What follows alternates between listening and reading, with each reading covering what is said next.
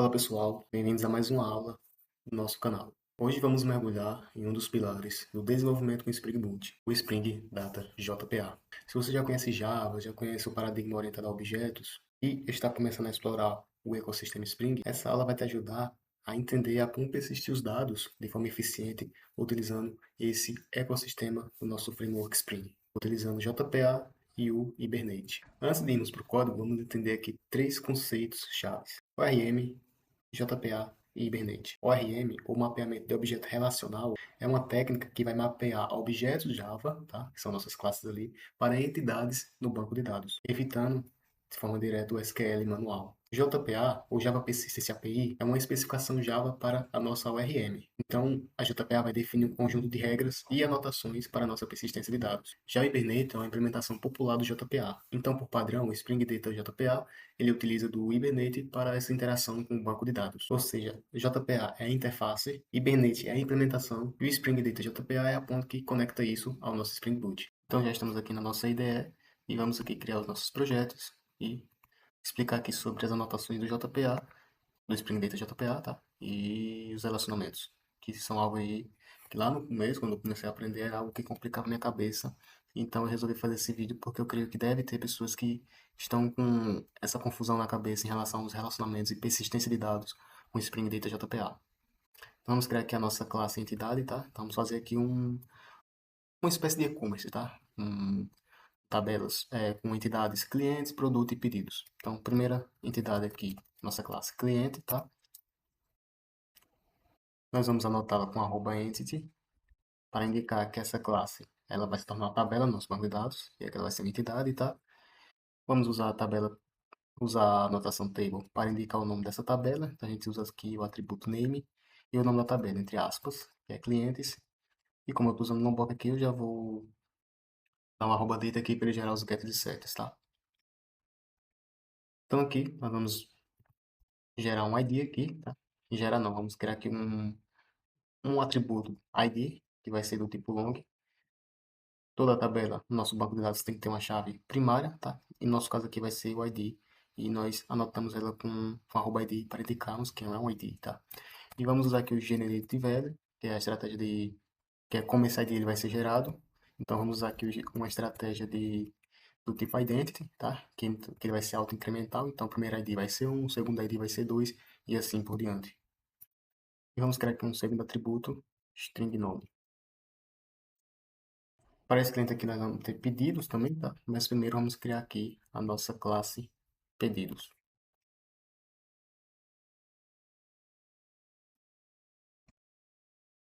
Ela também vai ser anotada com @entity. Vou dar aqui o @table. E o nome dessa tabela vai ser pedidos. E também um @data para gerar os gets e sets. Então, novamente, nós vamos ter que ter um ID aqui, tá? Nessa tabela pedido.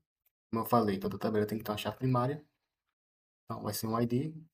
E nós vamos ter aqui outro atributo, que vai ser a descrição do pedido. Então, descrição. E também teremos aqui um atributo cliente, tá? Então, a gente vem aqui private, cliente, cliente.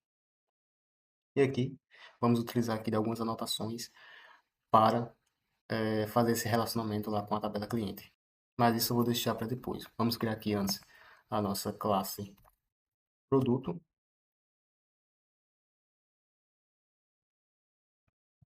com @entity também, @table, name, igual a produtos e @data.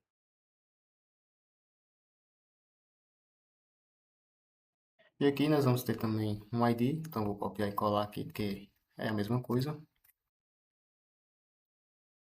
E também o nome do produto, então private string nome. E aqui no produto nós teremos uma lista, uma coleção set, tá, de pedidos. Então vamos começar aqui na tabela cliente para fazer o nosso relacionamento com os pedidos.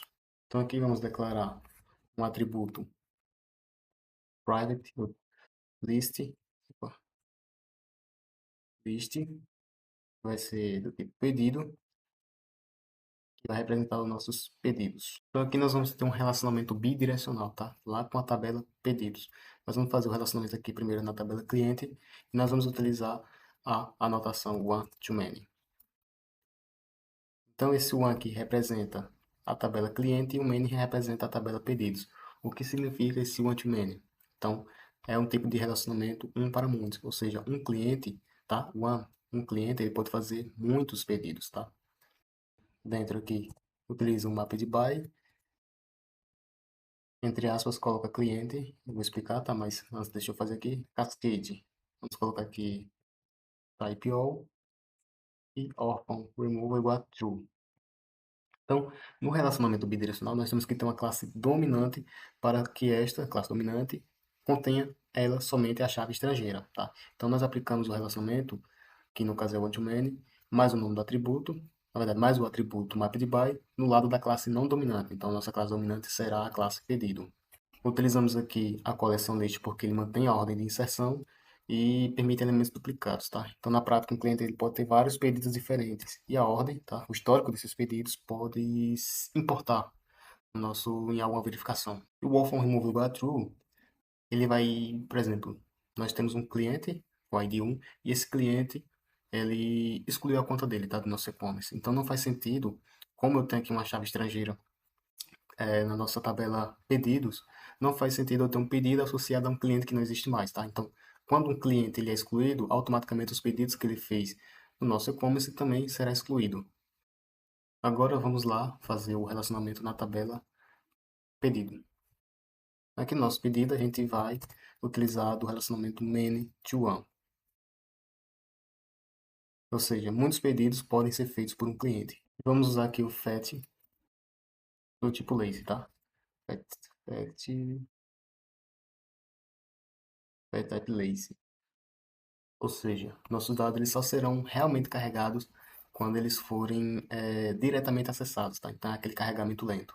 Agora vamos aqui, join column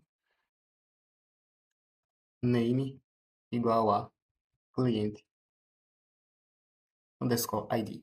Então aqui é a nossa chave estrangeira na tabela pedidos. Então a classe dominante vai ser aquela que vai ter a chave estrangeira, tá? No nosso caso aqui, a tabela pedido.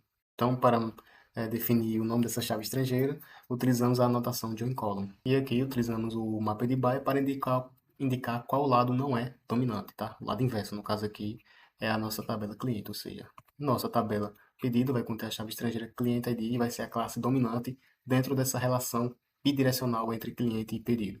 Nós teremos aqui também outro atributo, que é o produto, tá? Então, um produto ele vai ter um cliente e um produto associado, tá? Então, set, tá? Coleção tipo set, produto, produtos, e vou inicializá-lo como um new hash set. New hash set. Então, o set ele não vai permitir elementos duplicados, porque é baseado em hash, tá? No nosso caso aqui, o hash set.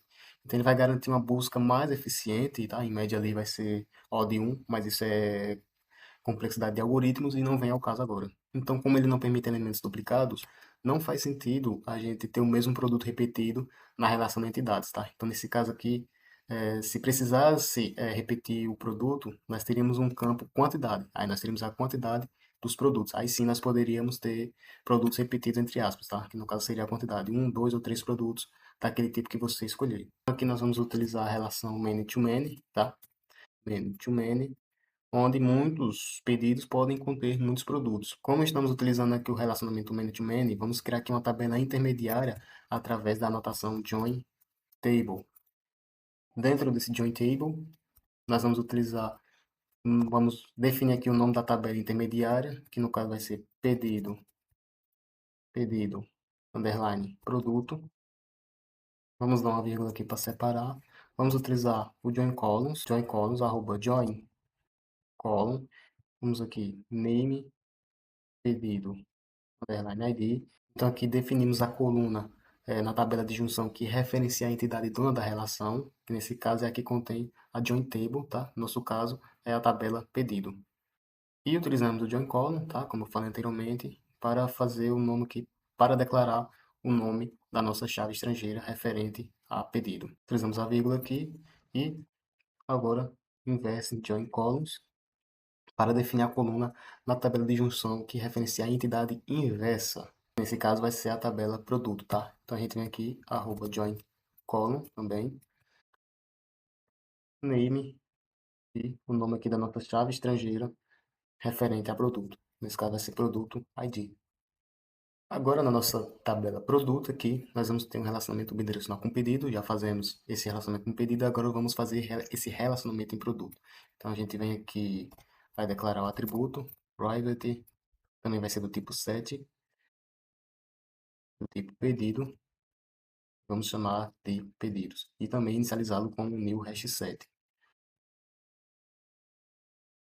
Então muitos produtos podem conter muitos pedidos, e utilizamos aqui o map de by para indicar que essa classe não é dominante. Vamos chamar de produtos. Então, nesse caso, estamos utilizando o set porque a relação é apenas a existência da associação e não uma lista ordenada. Então, basicamente é isso, tá? Agora você entendeu como mapear entidades e os relacionamentos com JPA e Hibernate. O próximo passo é você integrar isso com os repositórios do Spring Data JPA. Então, se vocês quiserem, deixe nos comentários para que possamos ver como, por exemplo, criar interfaces, fazer queries personalizadas, trabalhar com paginação, tá? E se você curtiu essa aula, deixa seu like e compartilha com a galera que está estudando Java.